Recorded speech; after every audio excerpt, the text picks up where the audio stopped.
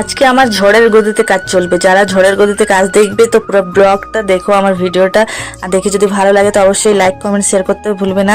তো ঘুম থেকে উঠে সব থেকে প্রথমে এই যে রান্না করে চলে এসেছি। তো রান্না আমার প্রায় কমপ্লিট। আলু মাখাটা বাকি ছিল, তো আলুটাও মেখে নিয়েছি আমি ভালো করে। তারপরে সবজিটা একটা পাত্রে আজারে রেখে দেবো। তারপরে আমি সব বাসন কুসন এক জায়গায় করে আমি ধুতে যাব বাসনগুলো।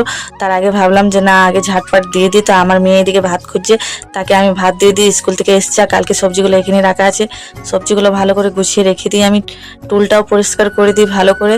তারপরে আমি ঝাঁট নিয়ে চলে এলাম। আর এইদিকে দেখো আমার যা চলে এসছে টমেটো পোড়াবে বলে উনুনে। তো উনুনটা আমার নেমে গিয়েছে, একদমই আগুন নেই। তো এই দেখো আমি ঝাড় দিয়ে পরিষ্কার ভালো করে নিচ্ছি, পরিষ্কার না হলে আমার ভালো লাগে না।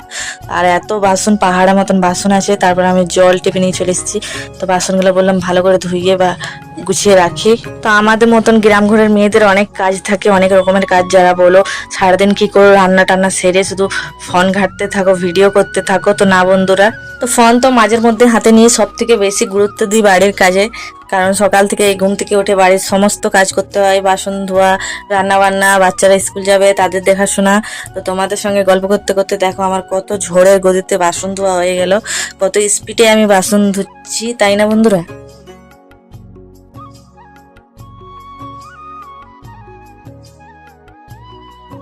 ক্যামেরাম্যান সেরকম কেউ নেই, আমি বাড়িতে একা, তাই ভাবলাম রিং লাইটে লাগিয়ে লাগিয়ে ভিডিওটা বানাই। তো বাড়িতে রুমের মধ্যে যখন গিয়েছিলাম ভিডিওটা বানাতে, তো দুয়ারের মধ্যে রেখেছিলাম রিং লাইটটা যে এমন পড়বে আমি ভাবতেও পারিনি। তো রিং লাইটটা তো আমার খারাপ হয়ে গেছে পড়ে, তার উপরে এই ফোনটাও আমার পড়ে পড়ে একদম ফেটে গিয়েছে।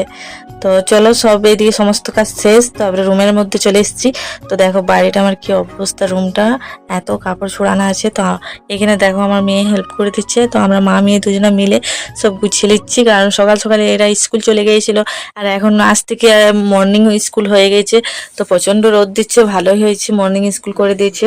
তো খুব ভালো হয়েছে। তো ওই জন্য সব ছড়ানো ছিল, তো আমি একা কুন্দিকে কুন্দিকে করবো। তো ছোট মেয়েটা আমার চলে এসছে 10টা সময়।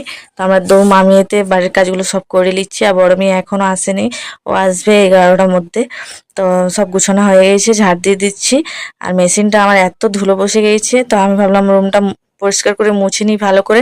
আর আমার ছেলে দেখো কত দুষ্টুমি করছে, আমি বলছি আমি মুছবো, ও আমার হাত থেকে কেড়ে নিচ্ছে। আর এদিকে দেখো রাশন নিয়ে চলে এসছে, আজকে কন্ট্রোলে গম দিয়েছে বন্ধুরা। তো রাশন দোকানে কে কে গম পেয়েছে অবশ্যই কমেন্টে বলবে। আর মিনি ব্লগটা আমার কেমন লাগলো বলবে বন্ধুরা। টাটা।